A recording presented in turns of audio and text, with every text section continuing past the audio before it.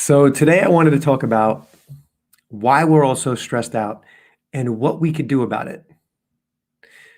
To me, the reason that we're all so stressed lies in our history, in our DNA, in our brain, and in every cell in our body. The culprit is our stress reaction, the magnificence and brilliance of our stress reaction. It's so effective. To understand it, to understand how to unlock it, release it, dismantle it, and heal ourselves and to evolve, we have to understand a little bit about our history and where we come from and how to deal with it. So, our stress reaction, its sole purpose was to get us from a very primitive era in human evolution to survive that era when we were in the woods, in the jungle, foraging, living in small tribes and stuff like that, not the experience of the modern era. So it was for a very primitive reality, not the modern world. So this stress reaction that we have, it's brilliant, it's amazing, but it's programmed for a different time. And let's just admit this, there's 7 billion people on the planet, right? There's a lot of predators in the woods and, so we survived, right? We have 7 billion people on the planet. So the stress reaction did its job. Absolutely. It might have done its job too well, right? So to understand what the solution involves, we need to understand how the stress reaction works, right? And to me, there's a few key components. So I want to explain first what I feel stress is after working in the field since 1999. So stress to me is just a simple reaction, okay? It's our body's fight or flight or freeze. And it is fueled by fear, perpetuated by negative thoughts, stressful thoughts. And usually those thoughts that repeat in the back of our mind while we're stressed out, they stem from the core belief that was created from the original trauma that's manifesting all the stress. So let's go a little bit further down the rabbit hole. Stress to me has two main components. You have routine stress, right? Let's say it's up here like a triangle, routine stress. All that stuff up here is your job stress, relationship stress, family stress, any current issues that really stress you out. It could be politics, it could be health, it could be financial, it could be anything, right? But then underneath that triangle, you have the bulk of where all that stress is coming from, the cause, what's manifesting it. And what's manifesting it is all of those traumas that we went through when we were in our formative years. That would be our adolescence, childhood. So let's talk about trauma for a minute. Trauma is anytime you felt your life was in danger, anytime you may have seen someone else's life in danger or thought someone's life was in danger, or just felt disconnected from your parents, your source of protection, anytime you felt alone or unsafe, depending on how far we're going back here into your childhood, right? Someone that wakes up out of their crib and doesn't have their parents around and is crying and no one's coming, their body's going to be fearing for their life in that moment. They feel totally disconnected, right, from their security blanket. And that's scary to be alone, right, especially for a young child. So the traumas that we experience, the big ones, those are the ones that really lock in to our subconscious mind. It's kind of like a library of everything that's ever happened, right, in our whole entire lives. Our stress reaction, our body, our brains, it's like a supercomputer that logs in every single thing that's ever happened, okay? The experience, who was there, what were they wearing, what did it smell like, what did it sound like, what did it feel like, what were the emotions like? It's super perceptive. It takes in from all 5 senses and logs it in, okay? So that experience library, that's kind of like in the back of our mind in the subconscious space, that's kind of like the cloud, right? And the physical space, the physical library or the server farm is the cells in our body, okay? And the traumas are stored in the cells in our body.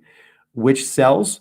Well, it's a pretty easy test you could do. So let's say you're getting stressed out, right, with your spouse. Let's say you're a woman, you're getting stressed out by your spouse, he's a man, obviously, right? So say it's a routine stress, happens once a week, same fight, you're saying the same things, he's saying the same things, right? That's the way it works. We're creatures of habit, and stress goes in cycles and patterns. So if you identify where you feel tension while you're in that argument, whether it's your chest, your solar plexus, your throat, your stomach, that's where the original traumatic memories are logged in your body. Okay. That's step one of finding out some of the information that we need to unlock and release and free your body and your mind from these old traumas. So you find out where the tension is connected to that stress reaction. Okay. Then there's something we do called a routine stress assessment and a repressed stress assessment. That actually links, this is really cool. So that actually links the present day stress with the past stress, right? It like connects the dots to the two. So you could say like, oh, well, my issue with my husband has to go back to my issue with my father. And this is actually the memory that's the most traumatic, that holds all the cards, all the emotional juice that's imprinted on that pattern. Okay. So now when we connect the dots, now we could get somewhere. Okay.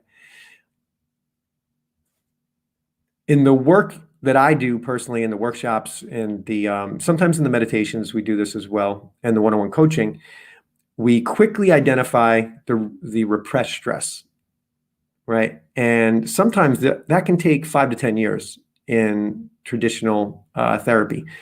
But usually within 3 minutes to 5 minutes, we identify the core relationship, the core memory, the traumatic event that is manifesting all this stress, right?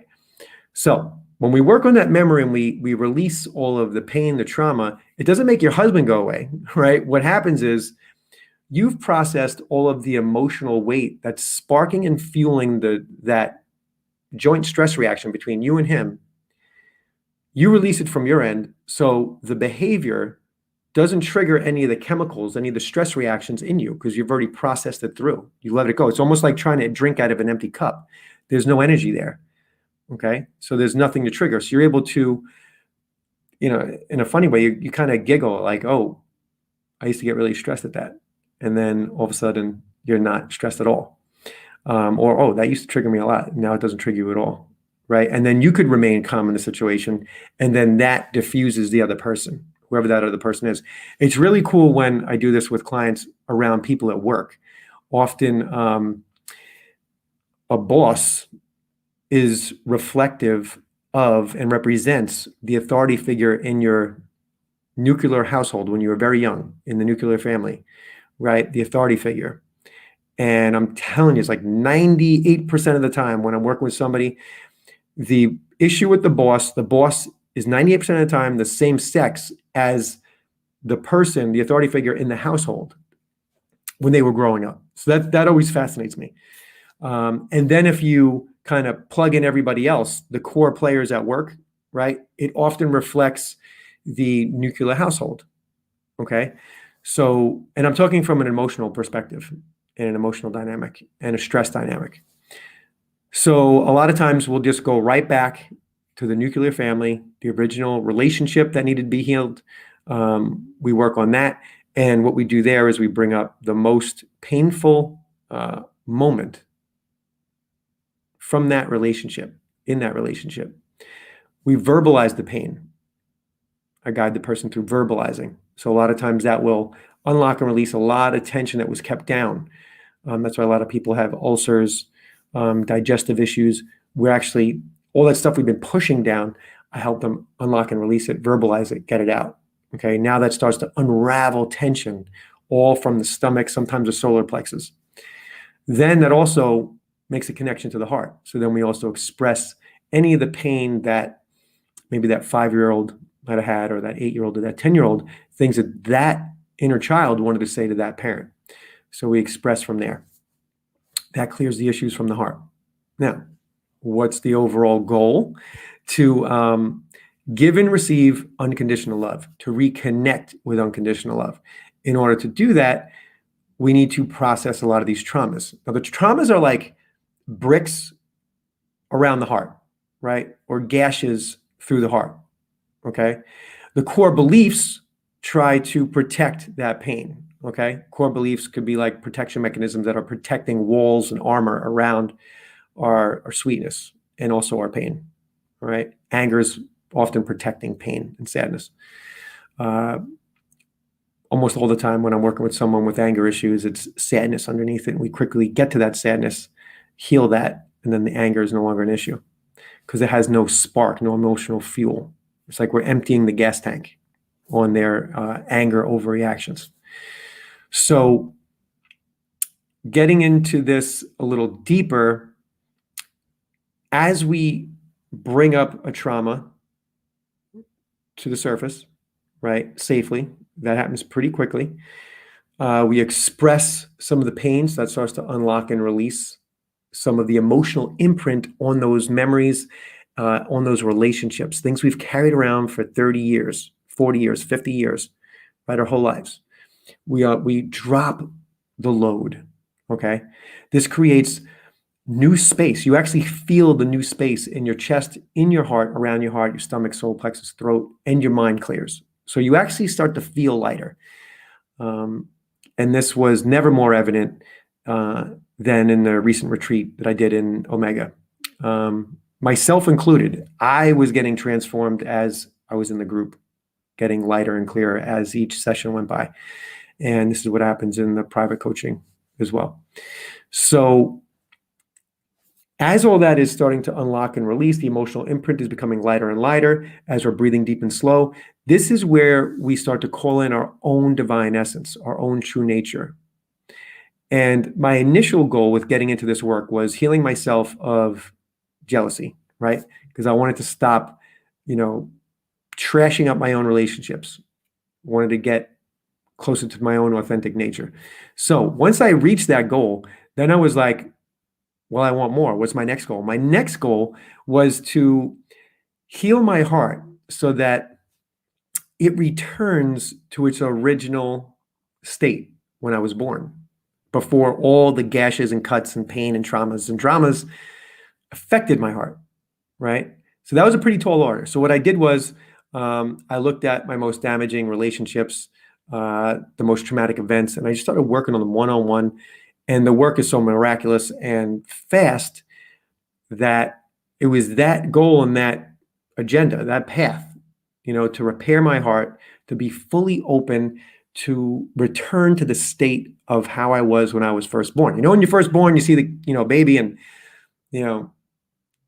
there's usually a lot of joy in their eyes, a lot of light in their eyes, and just like a lot of happiness, right? That's if their diaper's not dirty, they're not hungry or thirsty, right?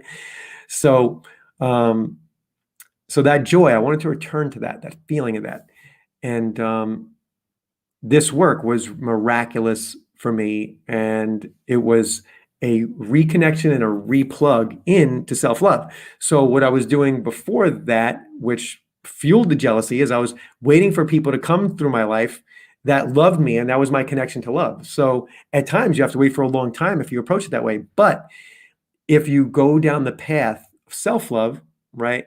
First you have self-forgiveness, self-acceptance, and then you could start to give and receive unconditional self-love, receiving it. Where the heck are you receiving it from? So as you go deep into prayer and meditation, and also into clear action when you're doing things for yourself, self-care, those are all forms of self-love. But you're actually building a new inner structure where you're no longer waiting for the person to come by into your life that's going to say, oh my God, I'm going to love you perfectly, right? But then what happens? You end up getting hurt anyway, because no one can love you perfectly beside yourself. When any of these people that show up in your life to love you, at some point, we're all human, we all hurt each other. So those are the moments where if you're really connected with self-love, the lows on the roller coaster ride get not as deep. They stay here, right? Because you could catch yourself. Instead of going all the way down here, deep into depression, overwhelm, you kind of go, oh, that just happened with her or him. And then this is a chance to love myself unconditionally. Now you're floating over here again, okay? So those are just some of the keys of what this work has done for me personally, what it does for my clients, and for all the great people that I've met in the group workshops, the virtual workshops. It's just a reconnection, replug in to self-love so that you are reconnected with your own divine nature, your own true essence. Okay.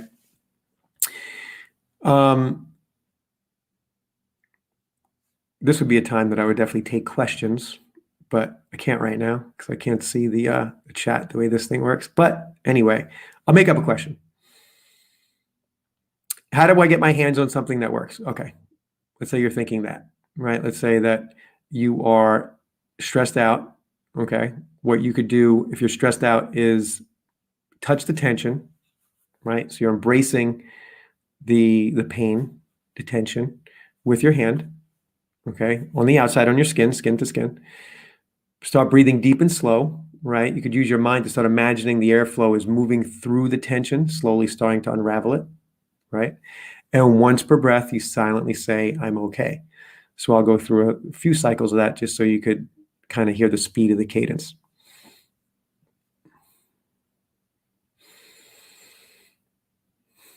I'm okay.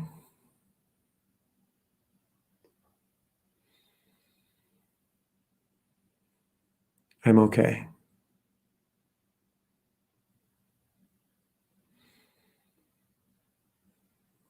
I'm okay. So that was 3 cycles through. I actually felt my heart rate slow down. My mind started to clear a little bit. And typically when you first start doing that technique, it's called stressed out breath work. It takes 1 or 2 minutes to really feel the effects of it. Okay. So again, anytime your heart is pounding, you're stressed, your body's sounding the alarm, you're upset, I want you to put your hand where you feel the tension, start breathing deep and slow, and once per breath, silently say, I'm okay. The Stress Is Gone app, you should download that. We have it for iPhone and Android, and that helps predict your stress, helps set up your meditation practice, and it helps you identify those old memories and resolve them with 2 tailored meditations. So those are 2 simple ways. One is direct self-care, right? Natural, 100%. You don't need anything. The other one is a tool to help you get attuned to the technique and help you practice the technique. Now, that technique, stressed upper breath work, is certified by the American Institute of Stress, and so is my whole program. So this program has been working for many, many years. I would love to invite all of you into it and have you master the tools. Most of them are for free. The only things that aren't is when we get into a coaching program one-on-one or like a retreat setting. That's a virtual. So there's a lot of other things that are right there at your disposal. So if you're overwhelmed, I want you to jump in, dive in. There's a ton of videos on the YouTube page that will help you. I promise you. Just dive right into the meditations, dive right into the coaching videos, and you'll learn and master these techniques. As far as understanding stress a little bit more, the way I look at stress is if you have stress, right, getting triggered, and it goes unaddressed, then it turns into anxiety, okay? If the anxiety is unaddressed properly, then it turns into depression because you get overwhelmed and you become hopeless. If the depression is left unchecked, eventually it forms into hopelessness, and that's where suicidal ideation starts to come in, right? Because your brain is programmed to figure out a strategy, a way out. And if you become hopeless that there is no way out from the pain, then that's where the brain goes sometimes, okay? So what I want to do with the Stress Is Gone tool suite, stressed upper breath work, coaching, everything is give you a tool that breaks apart that cycle wherever you are in it. So if you're in the stress phase, you're in the anxiety phase, or in the depression phase, using these tools will help you get out. So the anxiety and depression phase, I wanted to share a tool that helps you with those phases as well. So the anxiety relief technique, that helps you express your feelings, get in touch with your core emotions. So this is a great technique. It's basically just filling in the blank on a few open-ended statements, right? So the first one you could use is, right now I feel totally overwhelmed by, and then you fill in the blank.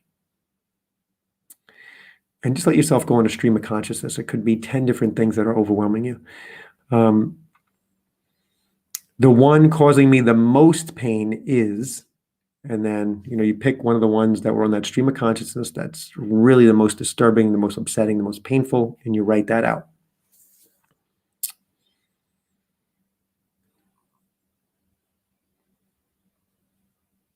The emotion, the primary emotion that I'm feeling underneath it all is, so now you label the emotion. And then you can say, my biggest fear around this situation is, now that's really important. When you state your body's biggest fear underneath it all, now you're going to start to feel the anxiety open up and unlock and release. And this is really important because now you're really getting somewhere. This next one, the final one, is really important too. The worst case scenario is, right? And this is all in the framework of the thing that's most upsetting.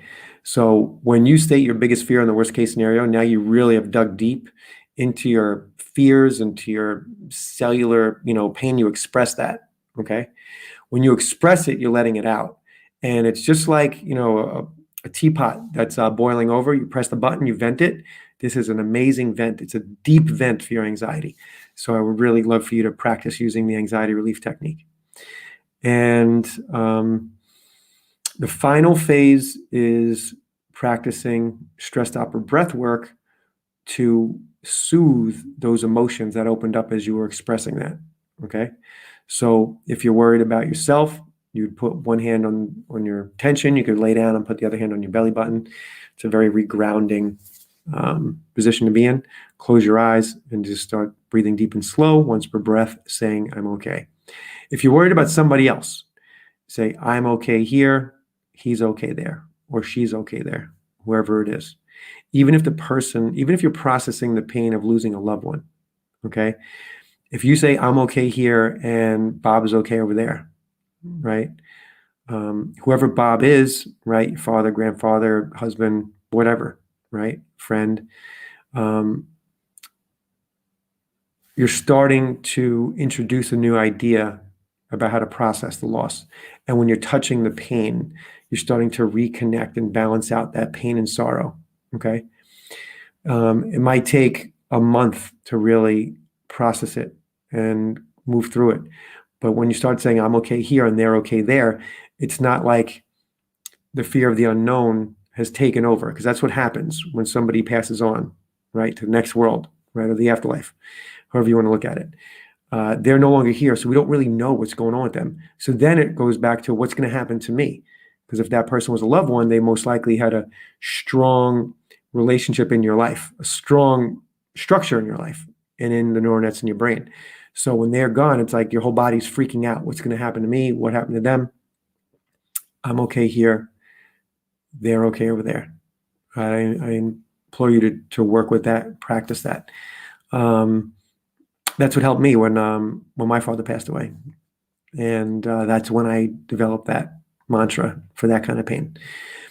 So if anyone has any questions, I encourage you to direct message me on any of the platforms, Instagram, Facebook, LinkedIn, YouTube, or make a comment on YouTube. And if you got anything out of this video, please share it with any loved ones that are going through a lot.